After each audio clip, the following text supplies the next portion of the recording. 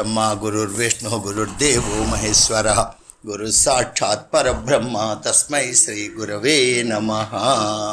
रामायण रहस्यज्ञं रम्यवाक्य विशारदम् अनन्तगुणसङ्घातम् अपलार्यमहं भजे।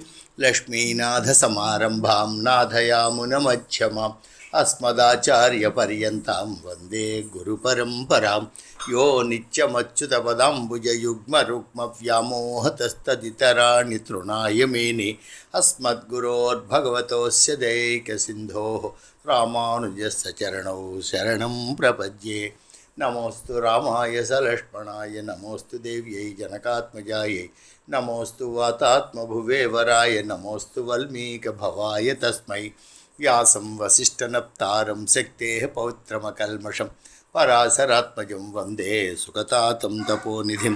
प्राची सन्ध्या काचिदन्तर्निशाय प्रज्ञादृष्टेन रञ्जनश्री अपूर्वा वक्त्री वेदान् भातु मे वाजिवक्त्रा वागीशाख्या वासुदेवस्य मूर्तिः।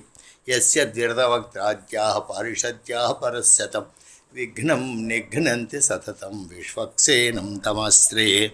सच्चिदानन्दरूपाय विश्वोत्पत्त्यादिहेतवे तापत्रय विनाशाय श्रीकृष्णाय वयं नुमः। नमो भगवते तुभ्यं वासुदेवाय धीमहि प्रद्युम्नाय अनिरुद्धाय नमः संकर्षणाय च। तमादिदेवं करुणानिधानं तमालवर्णं महितावतारम् अपार संसार समुद्रसेतुं भजामहे भागवतस्वरूपं। निगमकल्पतरोर्गलितं फलं सुखमुखादमृतद्रवसंयुतं पिबत भागवतं रसमालयं मुहुरहो रसिकाः भुवि भावुकाः। यं प्रव्रजन्तमनुपेतमपेतकृत्यं द्वैपायनो विरहकातराजुहाव पुत्रेति तन्मयतया तरवोऽभिनेदुः तं सर्वभूतहृदयं मुनिमानतोऽस्मि। कृष्णं कमलपत्राक्षं पुण्यश्रवणकीर्तनं वासुदेवं जगद्योनिं नौमि नारायणं विभुं। यो अन्तःप्रविश्य मम वाचमिमां प्रसुप्तां सञ्जीवयत्यखिलशक्तिधरस्वधाम्ना अन्यां च हस्तचरणश्रवणत्वगादीन् प्राणान् नमो भगवते पुरुषाय तुभ्यं। देवक्या पालितो गर्भे लालितोऽङ्के यशोदया युतो बालो गोपालो रमतां हृदि। श्रीवल्लभेति वरदेति दयापरेति भक्तप्रियेति भवलुण्ठनकोविदेति नाथेति नागशयनेति जगन्निवासेति आलापनं प्रतिपदं कुरु मे मुकुन्दा। जयतु देवो देवकीनन्दनोऽयं जयतु कृष्णो वृष्णिवंशप्रदीपः। जयतु मेघश्यामलकोमलाङ्गो जयतु पृथ्वी भारणासो मुकुन्दा। आपदामपहर्तारं दातारं सर्वसम्पदां लोकाभिरामं श्रीरामं भूयो भूयो नमाम्यहम्। श्रीसुखब्रह्मणे नमः। శ్రీకృష్ణపరబ్రహ్మణే నమః. స్మద్గురుభ్యో నమః. బంధులారా, శ్రీమద్ భాగవతం దశమ స్కంధంలో మనం ప్రవేశించాం. దశమ స్కంధం అంతా కూడా శ్రీకృష్ణ స్వామి యొక్క వైభవం అనేటువంటి చెప్పబడుతుంది. అంటే ఆయన యొక్క జన్మ, ఆయన కర్మ అనేటువంటిది ప్రధానం. పరమాత్మ జన్మ కర్మలు మన జన్మ కర్మల్ని నాశనం చేస్తుంది. అటువంటి పరమాత్మ ఎందుకు అవతరించాడు భూలోకంలోను? ఆయన ఎంతకాలము జీవించాడు?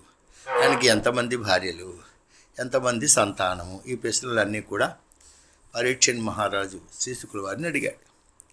అప్పుడు ఆ మహానుభావుడు కృష్ణ వైభవాన్ని చెబుతున్నాడు. ఎందుకు అడిగాడు పరీక్షితు కృష్ణుడి గురించి అంటే, మా తాతలైనటువంటి ధర్మరాజాదులందరూ కూడా దాటటానికి వీలు కానటువంటి కురుక్షేత్ర సంగ్రామం అనేటువంటి మహాసముద్రాన్ని సులభంగా గోష్పదంలా దాటేశారు ఈ కృష్ణుడిని ఆశ్రయించి. అక్కడ భీష్ముడు, ద్రోణుడు, కర్ణుడు మొదలైన తిమింగళములతో కూడినటువంటిది ఆ సముద్రం. దాన్ని సులభంగా దాటారు. అంతేకాకుండా మా అమ్మ కూడా ఆయననే శరణాగతి చేసింది. అశ్వత్థామ చేత ప్రయోగించబడినటువంటి బాణము తన గర్భాన్ని దహిస్తుంటే మా అమ్మ కృష్ణుడినే శరణు పొందింది. ఆయన యొక్క అనుగ్రహం చేతనే నేను జీవించినటువంటి వాడిని అయ్యాను. అంచేత నాకు కృష్ణ కథ వినాలనేటువంటిది ఉంది.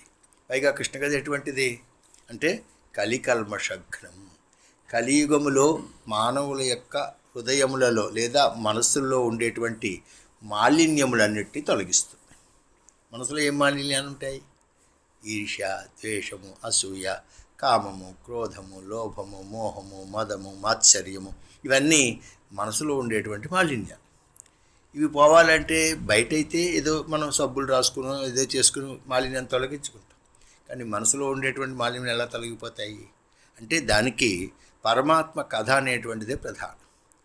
ఎలాగైతే ఖనిజం భూమి నుండి వచ్చినటువంటి ఖనిజముల్లో బంగారం ఖనిజం కూడా ఉంటుంది. కానీ ఆ బంగారంతో పాటు ఇతర లోహములు కూడా అందులో ఉంటాయి.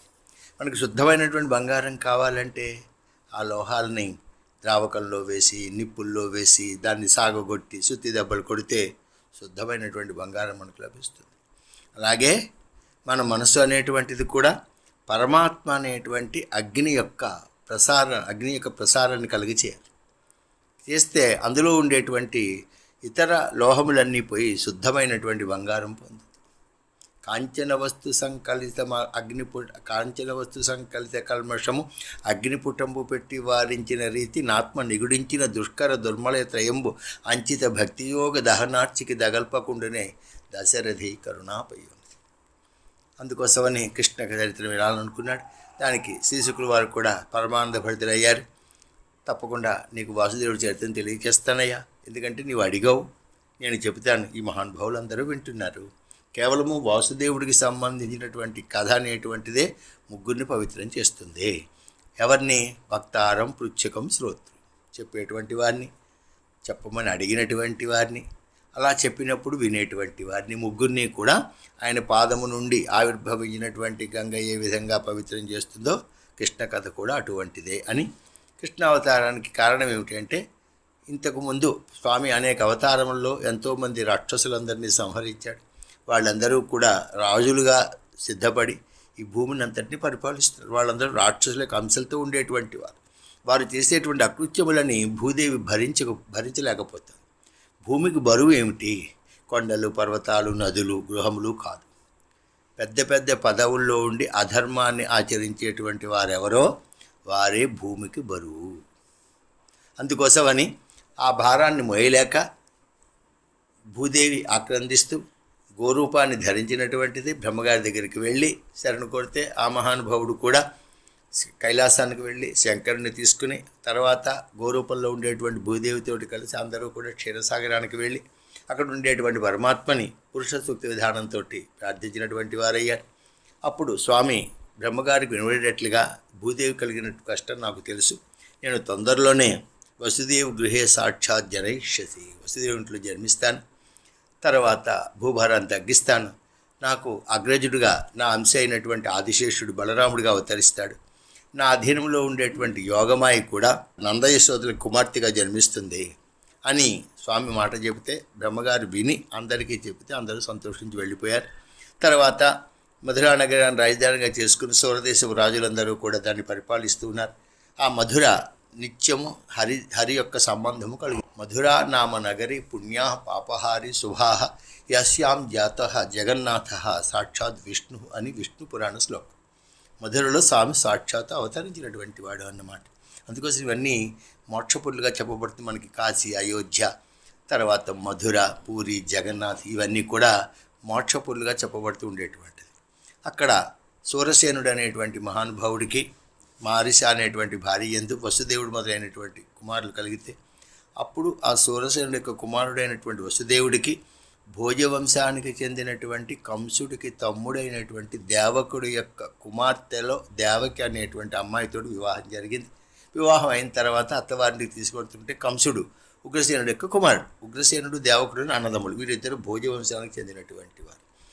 అందులో కంసుడికి ఆయనకి చెల్లెళ్ళు ఉన్నారు అక్కడ, కానీ దేవకి అంటే చాలా ఇష్టం కాబట్టి వివాహం అయిన తర్వాత తానే స్వయంగా అనేక విధములైనటువంటి కానుకలతోటి చెల్లెల్ని బావగారిని కూడా అత్తవారిని తీసుకెడుతుంటే మధ్యలో ఆకాశవాణి వినబడింది. ఈవిడికి 8వ గర్భమే నీ పాలిటి మృత్యువు అనేటువంటి మాట చెబితే చెల్లెల్ని సంహరించేటువంటి ప్రయత్నంలో ఉండగా అనేక విధములుగా బతిమిలాడుకుని వసుదేవుడు ఆ ప్రయత్నం నుండి విరమింపజేసి మాకు కలిగినటువంటి సంతానం నీకు సమర్పిస్తాము అనేటువంటి ఒప్పందానికి ఆయన కూడా అంగీకరించినటువంటి వాడయ్యాడు.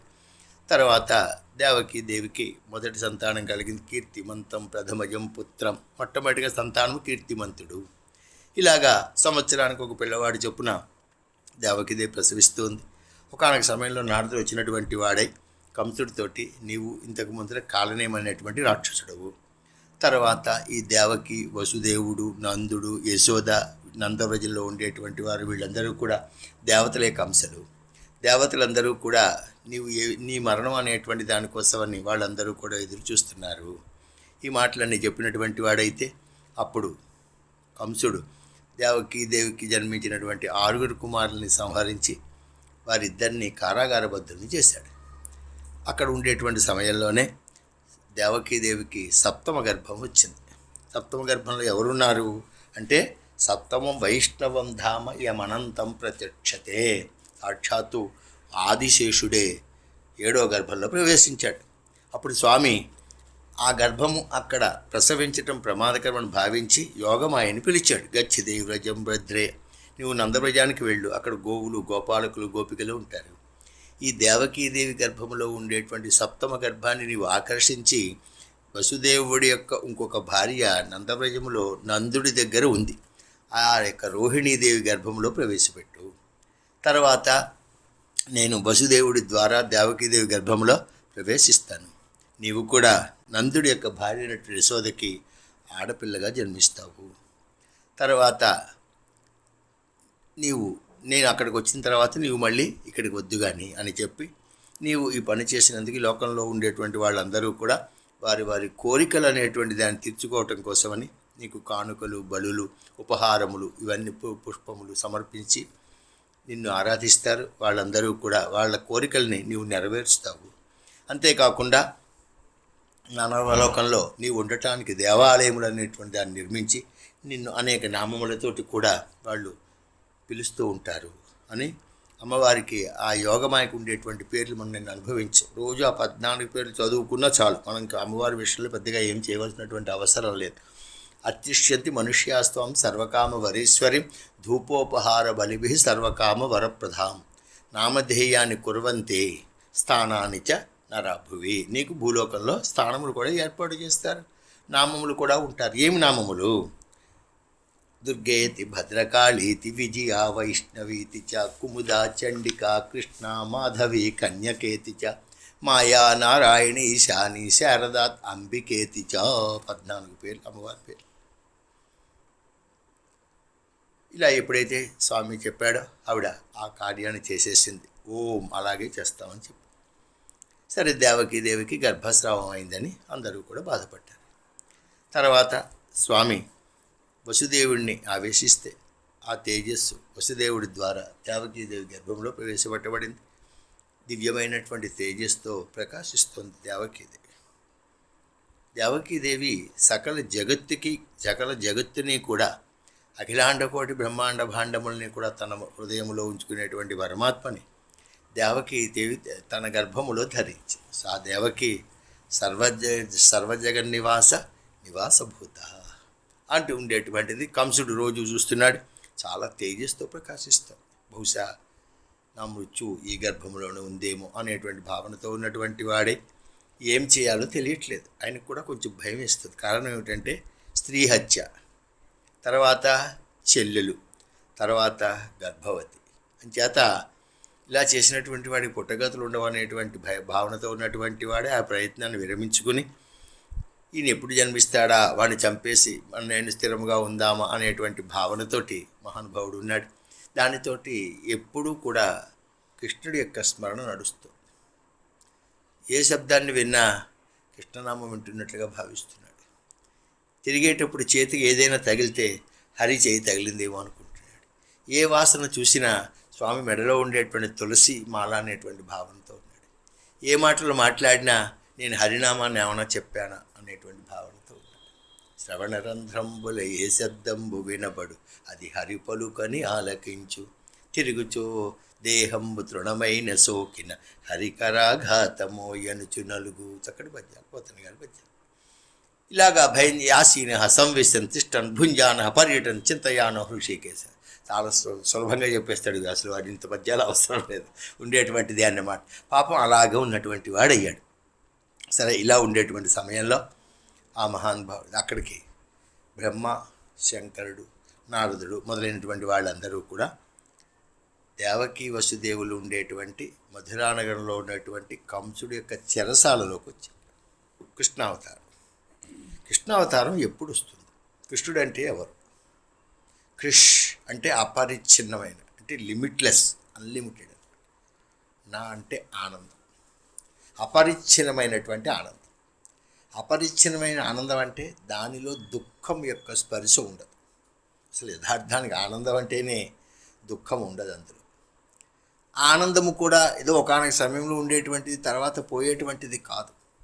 అది ఎప్పుడూ ఉండేటువంటి ఆనందం. అందుకోసం అని కృష్ణుడు కావాలి. ఎవరికైనా ఏం కావాలి? ఆనందమే కావాలి. జీవితమే ఆనందం అని ఒక సినిమా పాట కూడా ఉంది, పూర్వకాలంలో ఉండేది. ఆనందం ఎక్కడుందండి? జీవితంలోనే ఉంటుంది. ఆనందం ఎక్కడ ఉంటుంది? భూలోకంలో ఉంటుంది. వయ్యత్తు వాడివేరు గాళ్ళు అంటుంది ఆండాళ్ళు అమ్మవారు. భూలోకంలోనే ఆనందం. వైకుంఠంలో ఆనందం, కైలాసంలో ఏం ఆనందాలు ఉండవండి. అక్కడ ఊరికి అక్కడ అలా చూస్తూ కూర్చోవడమే. ఇప్పుడు ఏడ మన ఇళ్లలో బందీగా ఉన్నట్లుగా అక్కడ ఉండడం తప్ప ఇంకో ఆనందం ఎక్కడ ఉంటుంది? భూలోకంలో ఉంటుంది. అందుకోసమని ఆనందం కావాలి. కృష్ణుడు రావాలంటే మనలో 3 దోషములు పోవాలి. అవేమిటి? క్రోధము, లోభము, కామం. ఈ 3 ఏమిటి? ఇక్కడ గీతాచార్య ప్రకారంగా ఈ 3 నరకానికి వెళ్ళేటువంటి దారులు. రైల్వే స్టేషన్లో అక్కడ కూడా అక్కడి నుంచి ద్వారా ఇక్కడి ద్వారా ఇక్కడ ఎక్కడికి వెళ్ళినా అందరూ ప్లాట్ఫామ్ మీద కలుసుకుంటారు. అలాగే నరకానికి వెళ్ళేటువంటి దారులు 3 ఉన్నాయి. ఒకటి క్రోధము రాసి ఉంటుంది, రెండోది లోభము, మూడవది కామము. త్రివిధం నరకస్యేదం ద్వారం నాశనమాత్మన చెబుతున్నాడు స్వామి అర్జునుడితో. అంచేత ఏం చేయాలి? తస్మాత్ ఏతత్రయం త్యజేత్. ఈ 3టిని విడిచిపెట్టేయమన్నాడు. మనకి ఈ క్రోధము 7వ స్కంధంలోను, లోభము 8వ స్కంధంలోను, కామము 9వ స్కంధంలోను చూపించారు. 7వ స్కంధంలో క్రోధ రూపంలో హిరణ్యకశిపుడు, 8వ స్కంధంలో లోభానికి ప్రతీకగా బలిచక్రవర్తి, 9వ స్కంధములో కామానికి ప్రతీకగా రావణాసురుడు. ఈ 3ని సంహరించాడు స్వామి. ఎప్పుడైతే ఈ 3 పోతుందో ఆనందం వస్తుంది. అవి పోకుండా ఆనందం రాదు, వచ్చినా నిలబడదు. అది ఈ 3 పూర్తిగా తొలగిపోవాలి. అంటే క్రోధనాశనము, కామనాశనము, లోభనాశనము ఉండాలి. అందుకోసమే 7, 8, 9 స్కంధముల్లో ఈ 3 గురించి చాలా స్పష్టంగా చెప్పారు. అది అయిపోతే కృష్ణుడు వస్తాడు, ఆనందం వస్తుంది.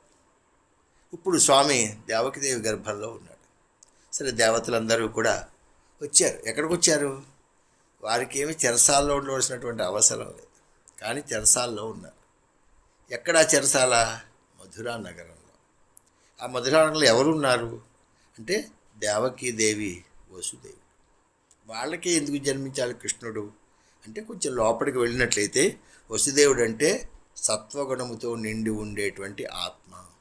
ఆత్మలో ఇతర గుణములు ఏమీ ఉండవు, శుద్ధ సత్వగుణమే ఉంటుంది. సత్వం విశుద్ధం పరమేశ్వభూతమని ఉపనిషత్తు కూడా చెప్తుంది. అంచేత ఈ సత్వగుణం అనేటువంటిది ప్రధానంగా ఉండేటువంటిది అన్నమాట. అదే మన మనసులో ఉండేటువంటి ఆనందం యొక్క స్వరూపం. దానికి వసుదేవ అనేటువంటి పేరు. ఈ విషయాన్ని శంకరుడు కూడా 4వ స్కంధంలో సతీదేవితో చెప్పాడు.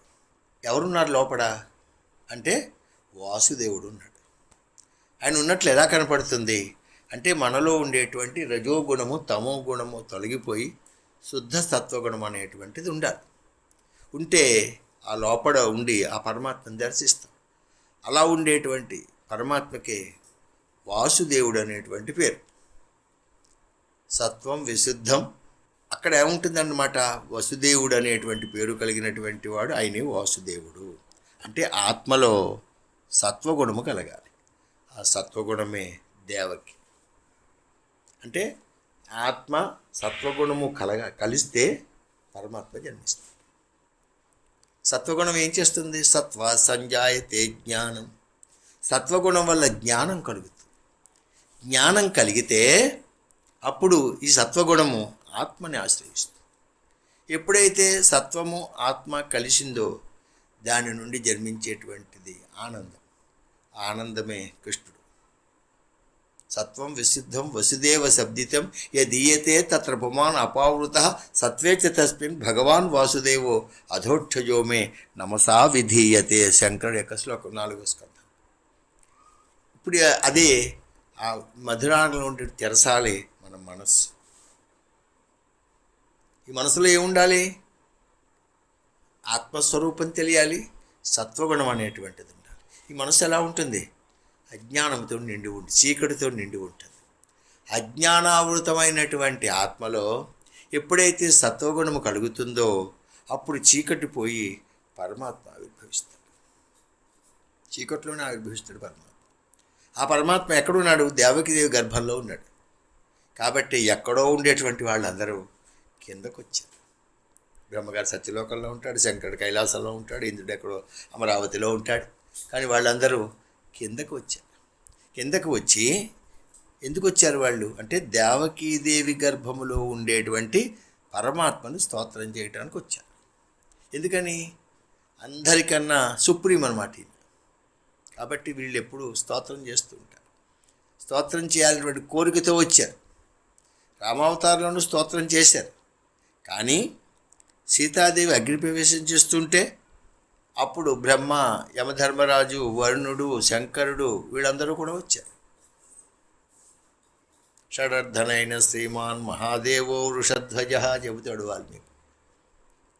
అప్పుడు రాముణ్ణి స్తోత్రం చేశారు. ఎలాగా? సాక్షాత్తు నారాయణుడు.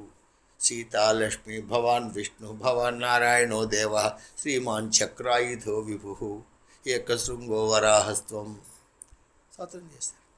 ఇప్పుడు తల్లి గర్భములో ఉండగానే స్తోత్రం చేస్తున్నారు. దీన్ని గర్భస్థుతి అని పేరుతో పిలుస్తారు.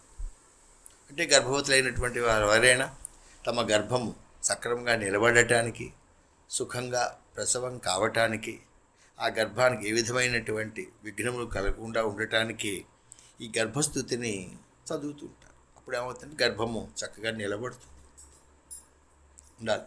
అందుకోసమని దీన్ని ఒక విధంగా ఇందులో పరమాత్మ యొక్క స్వరూపం. ఇందులో చాలా శ్లోకాలు ఉంటాయి, అన్నీ చెప్పుకోవడం మనకి సాధ్యం కాదు. కానీ కొన్ని శ్లోకములను మనం అనుభవించడం అనేటువంటిది ఉంటుంది. ఎందుకంటే దేవతలు కూడా వారి వాక్కుని సార్థకం చేసుకోవాలనుకుంటున్నారు. వారి వాక్కు ఎప్పుడు సార్థకం అవుతుంది? వారందరిపైన ఎవరున్నారో ఆయనను కీర్తిస్తే వారి వాక్కుకి కూడా సార్థకత కలుగుతుంది. అందులో వాళ్ళు తక్కువ వాళ్ళ? బ్రహ్మగారు 4 ముఖాలు, 4 వేదాలని ఒకేసారి ఆ మహానుభుడు అధ్యయనం చేయడు. శంకరుడు జ్ఞానానికి అధిష్టాన దేవత, ఆయన చేయగలిగినటువంటి వాడు అన్నమాట. చేత వీళ్ళందరూ కూడా వచ్చినటువంటి వారై శ్రీహరిని ఎటువంటి వాడండి ఆయన అంటే వృషణై మడయన్, అందరి కోరికల్ని తీర్చేటువంటి వాడు. వృషాకపిని చెప్పారు, దేవదేవం వృషాకపిం, కోరికలు తీర్చేటువంటి వాడు, కష్టాలు తొలగించేటువంటి వాడు. స్తోత్రం చేస్తున్నారు. సత్యవ్రతం సత్యపరం త్రిసత్యం సత్యస్య యోనిం నిహితంచ సత్యే సత్యస్య సత్యం వృత సత్యనేత్రం సత్యాత్మకం త్వాం శరణం ప్రపన్నా. చక్కటి శ్లోకం. అంటే పరమాత్మకి మొట్టమొదటిగా పేరేమిటి? సత్యం. మనకి భాగవత ప్రారంభం మంగళాచరణ శ్లోకములలో వ్యాసభగవానుడు జన్మాద్యస్య యతోన్మయ ఇతరతశ్చార్థేషు అభిజ్ఞస్వరార్తేనే బ్రహ్మహృదాయ ఆదికవయే ముహ్యంతే యత్సూరయః తేజో వారిమృదాం యథా వినిమయో యత్ర త్రిసర్గో మృషా ధామ్నా స్వేన సదా నిరస్తకోహకం సత్యం పరం ధీమహి. సత్యం పరం ధీమహి. సత్యం చెప్పాడు. చాలామంది ఆ మొదటి శ్లోకానికి అర్థం చెబుతూ చాలామంది రాశారు కూడా పుస్తకాల్లో. ఇందులో వ్యాసభగవానుడు అటు రాముణ్ణి కానీ, ఇటు కృష్ణుని కానీ, అటు శంకరుని కానీ, అటు అమ్మవారిని కానీ ఏమీ ఆయన స్మరించలేదండి. కేవలము సత్యం అనేటువంటి దాన్నే భావన చేశాడు. ఆ సత్యాన్ని మేము ధ్యానం చేస్తున్నాము అనేటువంటి మాటని చెప్పారు. సరే, భాగవత చిట్ట చివరిలో కూడా ఏం చెప్పాడు ఆయన? అక్కడ కూడా సత్యం పరం ధీమహి. కస్మయ్యేన విభాసితో యమతిలో జ్ఞాన ప్రదీపపుర తద్రూపేణ చ నారదాయ మునయే కృష్ణాయ తద్రూపిణ యోగీంద్రాయ తదాత్మనాద భగవద్రాతాయ కారుణ్యత తచ్చుద్ధం విమలం విశోకం సత్యం పరం ధీమహి. భాగవత సమాప్తి. ప్రారంభం సత్యం పరం ధీమహి, చిట్ట చివరిలో సత్యం పరం ధీమహి. మరి ఈ సత్యస్వరూపుడు ఎవరు? ఇక్కడ సమాధానం ఉంది. ఆ సత్యస్వరూపుడు కృష్ణుడు. ఎవరు చెప్పలేదు, కానీ రాధా మనోహరన్ గారు చెప్పాడు. అందరూ ఏదో చెప్తున్నారు, రాముడు కాదు, కృష్ణుడు కాదు, అమ్మవారు కాదు, ఎవరు కాదని. కానీ ఆ సత్యస్వరూపుడు దశమస్కందంలో చెప్పాడు. నారాయణుడు సత్యం కాబట్టి ఆయన సత్యనారాయణ అనేటువంటి సత్యనారాయణ. బహుశా ఇక్కడి నుంచే ఆయనకి సత్యనారాయణ నామం అనేటువంటిది వచ్చింది. ఇంకొంచెం ముందరికి వెళ్తే మనం నిన్నటి రోజున అమ్మవారి నామకరణములు అనే నామాలను వినుకున్నాం. బహుశా అంతకు ముందర ప్రత్యేకంగా దేవి యొక్క ఆరాధన లేదనే చెబుతుంది శాస్త్రం. ద్వాపర యుగం నుండే అమ్మవారి యొక్క ఆరాధన అనేటువంటిది వచ్చిందని కొన్ని మాసం. ఎందుకంటే రామాయణం ఉంది. రామాయణంలో సీతాదేవి వివాహం అయిపోయింది తప్ప ఆవిడ వివాహానికి ముందర ఏదో గౌరీదేవిని పూజించినట్లుగానే అది లేదు. రామచరిత మానసులో ఆ విషయం అవుతుంది. వాల్మీకి రామాయణంలో ఎక్కడా సీతాదేవి గౌరీ పూజ చేసినట్లుగా లేదు. మరి గౌరీ పూజ ఎప్పటి నుంచి వచ్చింది? రుక్మిణి కళ్యాణ సమయానికి వచ్చింది. ఆవిడ పార్వతీదేవిని ఆశించింది కదా. నమస్తే త్వాంబికే భీష్ణుం సుసంతానయుతం శివం భూయాత్పతిర్మే భగవాన్ కృష్ణ తదనుమోదతాం అని పార్వతీదేవిని ఆశ్రయించింది. అంతకు ముందర ఈ కళ్యాణాల్లో ఎక్కడ అమ్మవారి ఆరాధన అనేటువంటిది లేదు. ఇప్పుడు అంచేత ఈ పరమాత్మ సత్యస్వరూపుడే. సత్యస్వరూపుడు అంటే సత్యానికి చాలా అర్థములు ఉన్నాయి. సామవేదానికి సంబంధించినటువంటి ఛాందోగ్యం అనేటువంటి ఉపనిషత్తులో పరమాత్మకి సత్యం అనేటువంటి పేరు ఎందుకు కలిగింది అనేటువంటి దాని నిర్వచనం కనబడుతుంది. సత్యం అనేటువంటి దాన్ని పదవిభాగం చేయాలి. సత్ తి యం సత్యం. సత్ అంటే భూసత్తాయాం ఉండేటువంటిదని అర్థం. అంటే మూడు కాలముల యందు ఏ వికారము ఏ మార్పు లేకుండా ఉండేటువంటిది ఏదైతే ఉంటుందో దానికి సత్ అని పేరు. తి అంటే ఎప్పుడూ మార్పు చెందుతూ ఉంటుంది. మార్పు చెందేటువంటిది ఎప్పుడైనా ఒకరోజు నశిస్తుంది. యం యమ నియమనే అంటే అన్నిటినీ కూడా శాసించేటువంటి నిలబెట్టేటువంటి. సత్ తి యం ఇది కూడా సత్యం. ఇప్పుడు ఇందులో సత్ ఏమిటి? మారకుండా ఉండేటువంటిది ఏమిటి? ఆత్మస్వరూపం. ఆత్మ అన్నాడు మారదు, దానికి వికారములు లేవు, షడ్వికార రహితములు. ఆత్మకి 12 గుణములు ఉన్నాయని ప్రహ్లాదుడు కూడా సప్తమ స్కంధంలో చెప్పాడు. ఆత్మ నిత్య ఏక శుద్ధ క్షేత్రజ్ఞ సర్వవ్యాపి. ఆత్మకి ఏ వికారము ఉండదు. తర్వాత తి అంటే మారుతూ ఉంటుంది, వికారం కలిగినట్టు. అదేమిటి? ఈ ప్రకృతి. ప్రకృతి మారుతూ ఉంటుంది. మారనటువంటి ఆత్మని మారేటువంటి ప్రకృతిని కలిపి నియమించి శాసించేటువంటి తత్వం ఏదైతే ఉందో దానికి సత్యం అని పేరు. అంచేత పరమాత్మ సత్యస్వరూపం. ఇక సత్యం అనేటువంటిది 3 కాలములు యందు ఉంటాయి. అదే చెప్తాడు సత్యవ్రతం. పరమాత్మకి ఏమిటండి వ్రతము? సత్యం అనేటువంటిదే వరం. అంటే ఆయన సంకల్పం ఎప్పుడు కూడా సత్యముగా ఉంటుంది. మన సంకల్పాలు ఒకసారి అనుకుంటాం, జరగచ్చు జరగకపోవచ్చు, ఉండేటువంటిది అన్నమాట. పైగా పరమాత్మను పొందటానికి ఏమిటి మార్గం? సత్యమే. సత్యం అనేటువంటిదే పరమాత్మని పొందటానికి మార్గము, ఉపాయం అనేటువంటిది కూడా. ఇక తర్వాత సత్యస్య, ఇక్కడ సత్ త్య అని 2 పదాలు ఉన్నాయి. అంటే పంచభూతములు ఉన్నాయి. ఈ పంచభూతములలో 3 భూతములు మన కంటికి కనపడుతూ ఉంటాయి. భూమి, అగ్ని, నీరు. ఈ 3 కనపడుతున్నాయి. 2 భూతములు త్య అనేటువంటి దానిలో 2 భూతములు ఉన్నాయి. అది ఆకాశము, వాయువు. కంటికి కనబడేటువంటిది కాదు. ఈ 5 పంచభూతములకు ఉత్పత్తికి కూడా కారణభూతమైనటువంటి వాడు కాబట్టి పరమాత్మకి సత్యం అనేటువంటి పేరు అన్నమాట. పైగా ఈ పరమాత్మ ఆ పంచభూతముల యందు వ్యాపించి ఉంటాడు. అందుకోసమే కృష్ణ పరమాత్మ గోపికలో ఒక మాట చెప్తాడు కురుక్షేత్రంలో, మీకు నాకు ఎన్నడూ ఎడబాటు అనేటువంటిదే లేదు. నేను సకల భూతములకి లోపల బయట పంచభూతములు ప్రతి జీవిలోనూ ఎలా ఉంటాయో అలా లోపల వ్యాపించి ఉండేటువంటి వాడు. మీకు నాకు ఎడబాటు అనేటువంటిదే లేదు. సత్యం అనేటువంటిది అన్నమాట. పైగా ఆయన 3 కాలముల యందు ఆయన చేసేటువంటి సృష్టి స్థితిలయములు అనేటువంటిది ఏదైతే ఉన్నాయో వాటి మూడిటి యందు కూడా ఉండేటువంటి వాడు మహానుభావుడైనటువంటి వాడు. తర్వాత పరమాత్మ వాక్కు ఏదైతే ఉంటుందో అది సత్యం. పరమాత్మ వాక్ అంటే వేదం. యస్య నిశ్వసితవ్యా వేదా, పరమాత్మ నిశ్వాసమే వేదము కాబట్టి వేద ప్రామాణ్యం అనేటువంటిది ఉండాలి. పరమాత్మ వాక్కులు కూడా సత్యస్వరూపమైనటువంటి. ఇక సత్యము అనేటువంటి దానికి సర్వుల యందు సమదృష్టి కలిగి ఉండడు, అంటే భేద దృష్టిని విడిచిపెట్టడం. ఈ సత్యం అనేటువంటిది అన్నమాట. అటువంటి స్వామి నిన్ను మేము శరణు పొందుతున్నాం. శరణం ప్రపన్న, మేమందరం ప్రపన్నులం. అంటే మా రక్షణ మేము చేసుకోలేక నీ రక్షణ మీద ఆధారపడి ఉండేటువంటి వాడు. పైగా ఋతము సత్యం అనేటువంటివి ఉన్నాయి. అంటే ఋతం అంటే సత్యం, తర్వాత ఉండేటువంటి దానిలో సత్యము అంటే ధర్మం. ఈ రెండు నీ యొక్క స్వరూపం అనేటువంటిది అన్నమాట. సత్యాత్మకం త్వం శరణం ప్రపన్న. తర్వాత నేత్రం, పరమాత్మకి నేత్రములు ఏమిటండి? సూర్యచంద్రుడు. అంటే ఇందులో సూర్యుడు సత్యము, చంద్రుడు ఋతము అనేటువంటి అర్థం కూడా చెప్పబడుతుంది. అటువంటి నేత్రములు కలిగినటువంటి వాడు మహానుభావ.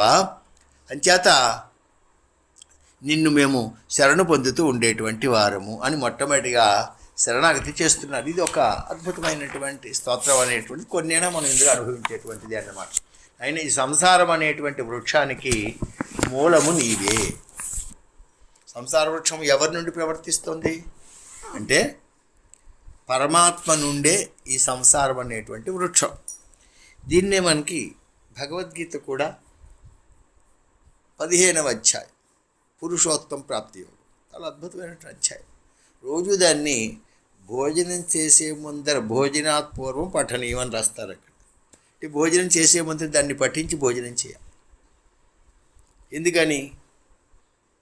మనం తినేటువంటి అన్నాన్ని పరమాత్మ ముందరగా స్వీకరించి దాన్ని జీర్ణం చేసి ఆ శక్తిని ఇంద్రియములంటికి పంపిస్తాడు. చూసి పరమాత్మ జఠరాక్ అహం వైశ్వానరో భూత్వా ప్రాణినాం దేహమాశ్రిత ప్రాణాపాన సమాయుక్త పచామ్యన్నం చతుర్విధం. అందులో సంసార వృక్షానికి మూలం ఎవరు? పరమాత్మ. ఊర్ధ్వమూల అధశాఖం అశ్వత్థం ప్రాహురవ్యయం ఛందాంసి యస్య పర్ణాని యస్తం వేదస వేదవిత్. అదే ఇక్కడ చెబుతున్నాడు. ఈ సంసార వృక్షానికి మూలం ఎవరండి? పరమాత్మ. ఈ సంసార వృక్షం ఎలా ఉంటుంది అంటే మూలము ఆలవాలం ఎవరండి? ఆలవాలం అంటే ప్రధానం, చోటు అన్నమాట. ఆలవాలం అంటే సంపదలకు ఆలవాలము, ధైర్యానికి ఆలవాలము, దుష్కృత్యములకు ఆలవాలము అంటే చోటు అనేటువంటి. అలాగే సంసారం వృక్షానికి అయినే మూలము. ఏకాయనో సౌద్విఫల త్రిమూల చతురస పంచవిధ షడాత్మ సప్తత్వ అష్టవిటపో నవాక్షో దశచ్చది ద్విగగో ఆది వృక్ష. ఈ శ్లోకాల్లో సంసారం యొక్క స్వరూపం వర్ణించబడింది. సంసారం అంటే దాన్ని వృక్షంతో పోలుస్తాడు. వృక్షం అంటే ఏమిటి?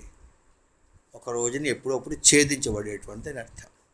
అందుకోసమే మన శరీరాన్ని, దీనికి కూడా శరీరం అంటే ఏమవుతుంది? శీర్యతే, ఇది శరీరం నెమ్మదిగా తగ్గిపోతుంటే అన్ని వయసు వెళ్ళే కొద్ది ఇంద్రియ పాఠం తగ్గిపోతుంది.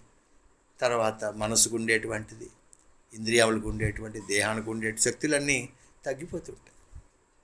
తగ్గిపోయిన తర్వాత ఒక రోజున అయిపోతుంది. అంచేత ఈ సంసార వృక్షానికి ఎవరండి అంటే మొట్టమొదటిగా ఆయనే మూలము. తర్వాత సంసార వృక్షానికి ఫలములు ఉంటాయి. దీనికి ఏమిటి ఫలములు? ద్విఫల, 2 ఫల. ఒకటి సుఖము, దుఃఖం. ఎప్పుడు సుఖం ఉండదు, ఎప్పుడు దుఃఖం ఉండదు. సుఖస్యానంతరం దుఃఖం, దుఃఖస్యానంతరం సుఖం. అధ్యాత్మ రామాయణ మహాభారతం అన్నీ కూడా చెబుతాయి.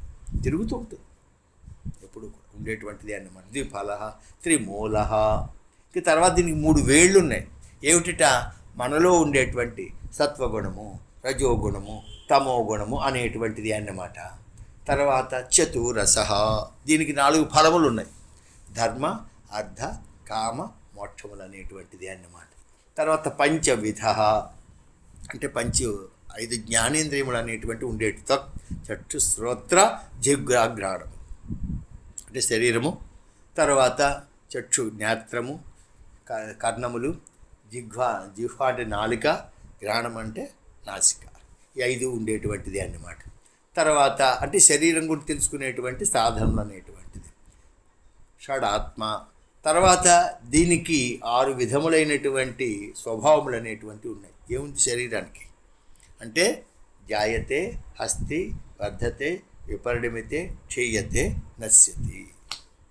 పుడతాం, ఉంటాం, పెరుగుతాం, మారుతూ ఉంటాం. జాయతే, అస్థి, వర్ధతే, క్షీయతే, తరిగిపోతూ ఉంటాం, చివరికి నశ్యతి. ఈ 6 అనేటువంటి ప్రధానంగా. తర్వాత సప్తత్వక్, దీనిలో 7 ధాతువులు అనేటువంటివి ఉన్నాయి. అదేమిటి అంటే ప్రధానముగా ఉండేటువంటి దానిలో త్వక్, చర్మం. చర్మాలు 2 రకాలు. ఒకటి లోపల చర్మము, బయట శరీరం అనేటువంటిది అన్నమాట. రక్త, మాంస, క్రొవ్వు, ఎముకలు, మజ్జ. మజ్జ అంటే ఎముకల మధ్యలో జిగురు పదార్థం ఉంటుంది. అది తరిగిపోతేనే మోకాళ్ళ నొప్పులు, వచ్చే నొప్పులు వస్తుంటాయి. అందుకోసమే కాస్త జిడ్డు పదార్థాలు, నారత ఉండేటువంటి దాన్ని తినమని చెప్తుంటారు ఉండేటువంటిది అన్నమాట. ఈ సప్త ధాతువులు అనేటువంటివి కూడా ఉన్నాయి. తర్వాత దీనికి పై పొరలు అనేటువంటివి ఉన్నాయి. 7 ధాతువులు పైన పొరలుగా ఉండేటువంటిది అన్నమాట. దాని తర్వాత అష్టవిటపహ అంటే దీనికి 8 విటపం అంటే కొమ్మలు, 8 కొమ్మలు అనేటువంటివి ఉన్నాయి. 2 చేతులు, తర్వాత 2 పాదములు, శిరస్సు, కంఠము, వక్షస్థలము, జఠరము అనేటువంటిది అన్నమాట. తర్వాత దీనికి నవాక్ష 9 రంధ్రములు అనేటువంటి లేదా 9 ద్వారములు అనేటువంటివి ఉన్నాయి. 2 నేత్రములు, తర్వాత 2 నాసాపుటములు, 2 చెవులు, తర్వాత ఒక మలద్వారము, మూత్రద్వారం, నవద్వారము. శరీరానికి 9 ద్వారములు అనేటువంటివి ఉన్నాయి. దశచ్చది. తర్వాత దీంట్లో 10 విధములైనటువంటి వాయువులు ఉన్నాయి. ఎటువంటివండి? ప్రాణ, అపాన, ఉదాన, సమాన, వ్యానములు అనేటువంటివి పంచప్రాణం. తర్వాత ఉపవాయువులు ఉన్నాయి. అవే నాగ, కూర్మ, కేక, నాగ, టుకర, దేవదత్త, ధనంజయములు అనేటువంటివి అన్నమాట. దశ దిక్కక, దీనిలో 2 పక్షులు ఉన్నాయి. ఒకటి జీవాత్మ, రెండవది పరమాత్మ. సంసార వృక్షం అనేటువంటిది అన్నమాట. అంటే ఇక్కడ జీవుడు, ఈశ్వరుడు అనేటువంటి వారు ఉన్నారయ్యా ఈ సంసార వృక్షంలో ఉండేటువంటి పక్షులు. అటు త్వమేక ఏవ అస్య సతః ప్రసూతి, నీవొక్కడవే ఈ వృక్షం యొక్క ఉత్పత్తికి ఆధారమైనటువంటి వాడు. ఈ విశ్వవృక్షము నీలోనే ఉంది, నీ వల్లనే నిలబడుతుంది, చివరికి మళ్ళీ నీలోనే లయమైపోతూ ఉండేటువంటిది అన్నమాట. స్వామి త్వయంబుజాక్ష అఖిల సత్వధామ సమాధినా వేచైతసైకే. జ్ఞానస్వరూపుడైనటువంటి పరమాత్మయ్య, నీవు జగత్ యొక్క క్షేమం కోసమని చెప్పి పదే పదే అవతారం ధరిస్తూ ఉంటావు. నీవు ధరించేటువంటి రూపములన్నీ కూడా అప్రాకృతికములు, అంటే ప్రకృతిలో ఉండేటువంటి లక్షణములు ఏవి ఉండేటువంటివి కాదు. శుద్ధ సత్వముతో కూడి ఉండేటువంటిది, సత్పురుషులకి అందరికీ సుఖాన్ని కలిగించేటువంటిది, దుష్టుల యొక్క దుష్టత్వాన్ని రూపుమాపేటువంటిది. ఎంతోమంది నీ పాదబద్ధములను ఆశ్రయించారు. ఎలాగా? తత్పాదపోతేన మహత్కృతేన, నీ పాదం అనేటువంటి నామని ఆశ్రయించినటువంటి వారై దాటడానికి వీలు కానటువంటి సంసారం అనేటువంటి సముద్రాన్ని కుర్వంతి గోవత్సపదం భవాబ్ధిం.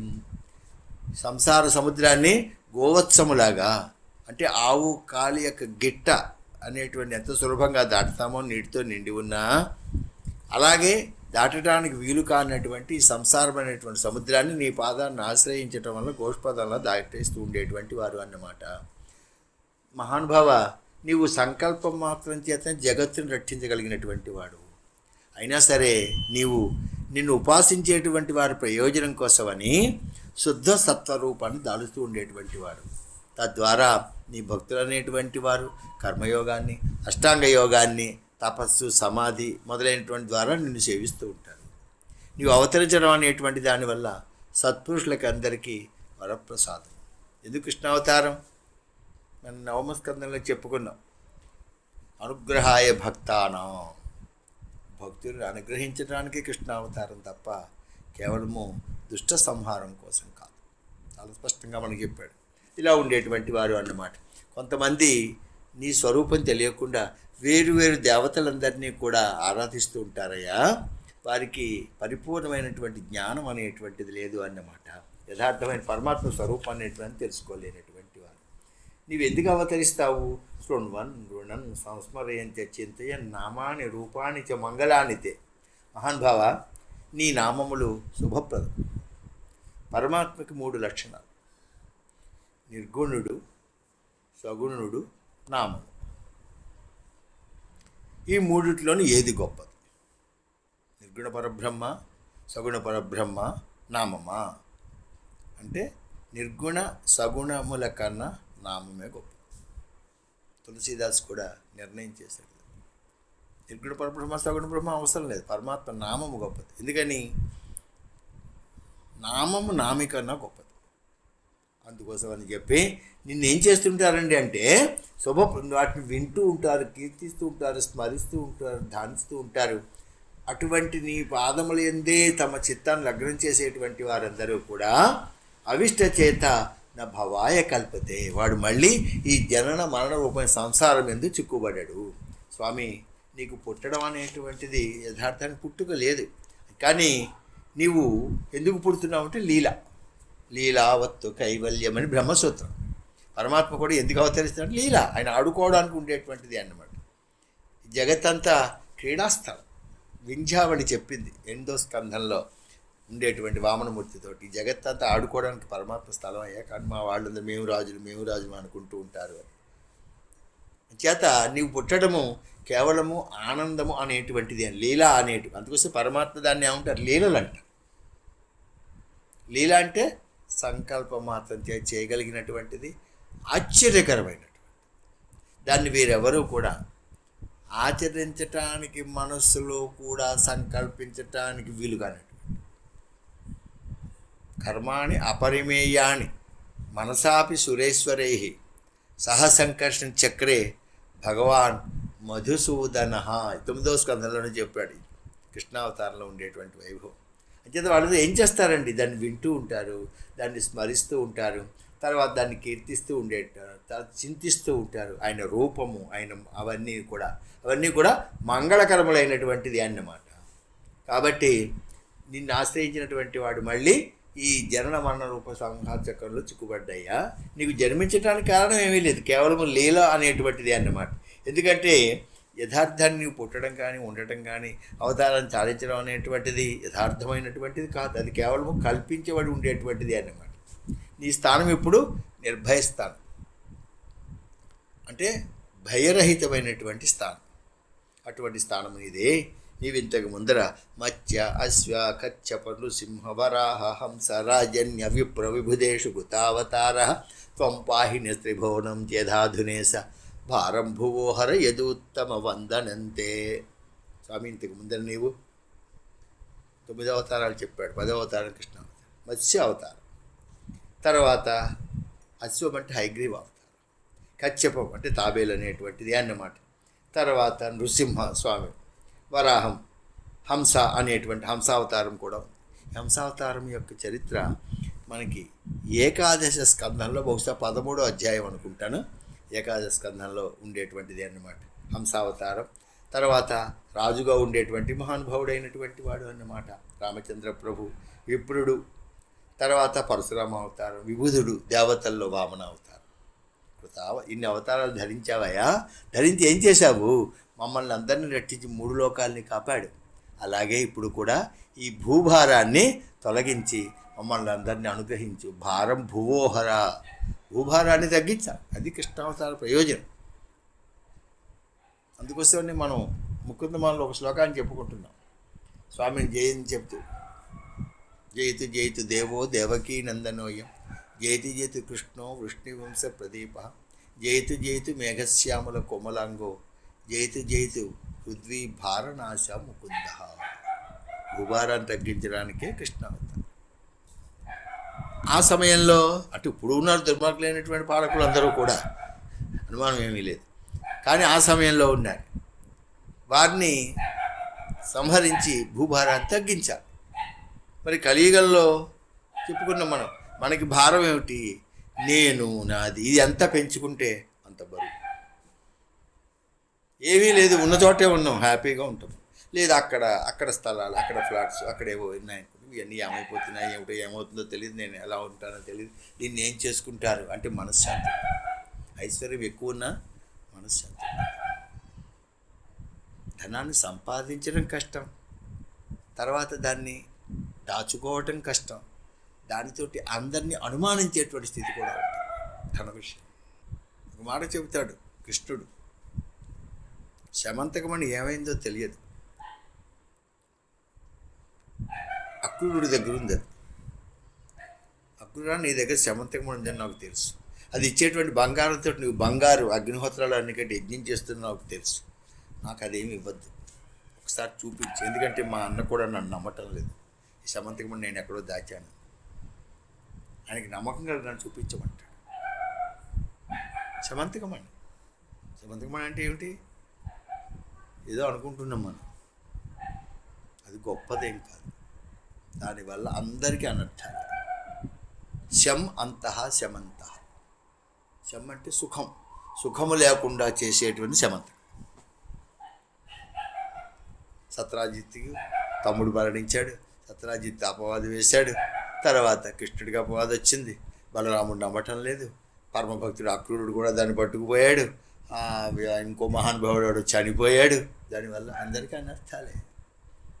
అంటే ధనం ఎప్పుడూ కూడా అనర్థాన్ని కలిగిస్తుంది. అర్థం అనర్థం భావయేత్ అంటారు శంకర్లు. అర్థము అనర్థం అని అర్థం, అంటే మించి మోతాదులో ఉంటే ఏదైనా అనర్థమైన కదా. బ్లడ్ ప్రెషర్ ఎంత ఉండాలో అంత ఎక్కువతో అదే షుగరు అంతే, ఏదైనా తగుమాత్రంగా గేకోండి అంటాడు పింగళ నాగేంద్రరావు గారు. ఎంతవరకు అవసరం అంతే తీసుకోండి, ఎక్కువ తీసుకోవద్దు, అలా ఉండేటువంటిది అన్నమాట. అంచేత భూభారాన్ని తగ్గించాలి, భూభారం తగ్గించడం కోసం చెప్పి మీకు రావాల్సిందయ్యా అని దృష్టి అంబతే కుక్షిగత పరమాన్ అంతేనా సాక్షాత్ భగవాన్ భవాయన. అమ్మ దేవకీదేవి మానవ కళ్యాణం కోసం మహావిష్ణువు జ్ఞాన బల ఐశ్వర్య వీర్య శక్తి తేజస్సులు అనేటువంటి షాడ్గుణ్యములతోటి నీ గర్భంలో ఉన్నాడు. కంసుడికి నీవేమాత్రం భయపడవలసినటువంటి అవసరం లేదు. గోప్తా యదూనాం భవితా తవాత్మజ. మా నీ కుమారుడు యదువంశానికి రక్షకుడు అవుతాడు, యదువంశాన్ని రక్షిస్తారు అని వాళ్ళందరూ ఇత్యభిష్టే పురుషం యద్రూపమనిదం యథ బ్రహ్మేశానౌ పురోధాయ దేవా ప్రతిదేవం. ఇలాగా బ్రహ్మ వాళ్ళందరూ కూడా స్తోత్రం చేశారు. కానీ ఆ పరమేశ్వరుడు స్వరూపము ఇదమిద్దంగా ఎవరూ తేల్చలేకపోయారు, బ్రహ్మగారు శంకరుడు కూడా. అందుకోసమని వాళ్ళు తమ బుద్ధికి తోచినట్లుగా చెబుతారు తప్ప పరమాత్మ విషయంలో పరమాత్మ ఇదని నిక్కచ్చిగా చెప్పగలిగినటువంటి వాళ్ళే. ఎందుకని? పరమాత్మ తత్వం ఎటువంటిది అంటే సముద్రం లోపల ఉండేటువంటి కొండలంటే, పెద్ద పెద్ద కొండ సముద్రంలోనూ మునిగిపోతుంది, చిన్న గులకరాయి వేసిన ముగిలిపోతుంది. అంటే బ్రహ్మశంకరుడు గొప్పగా స్తోత్రం చేయగలిగిన పరిస్థితి అంటే ఏమీ రాకుండా మనం రామకృష్ణ అన్న మన స్థితి కూడా. అంటే పరమాత్మ విషయంలో అందరూ సమమే, కానీ పరమాత్మ ఎటువంటి వాడు? సముద్రం లాంటి. ఆయన యొక్క స్థితిని ఇదమిద్దంగా ఎవరు నిర్ణయించలేరు. అందుకోసం వాళ్ళు తాముకు తోచినట్లుగా స్తోత్రం చేసి వెళ్ళిపోయారు అని మనకి 2వ అధ్యాయం. आरती अति पावन पुराण की धर्म भक्ति विज्ञान खान की। आरती अति पावन पुराण की धर्म भक्ति विज्ञान खान की। महापुराण भागवत निर्मल सुखमुख विगलित निगम कल्प फल परमानंद सुधार समय कल लीलारति रस रस निधान की। कलिमल मदन त्रिताप निवारिणि जन्म मृत्युमय भव भयहारिणि सेवत सतत सकल सुख कारिणि सुमहौषधि हरिचरित गान की। विषय विलास विमोह विनाशिनि विमल विराग विवेक विकासिनि भगवत तत्व रहस्य प्रकाशिनि परम ज्योति परमात्म ज्ञान की। परमहंस मुनिमन उल्लासिनि रसिक हृदय रसरास विलासिनि भुक्ति मुक्ति रति प्रेम सुदासिनि कथा अकिंचन प्रिय सुजान की। आरती अति पावन पुराण की धर्म भक्ति विज्ञान खान की।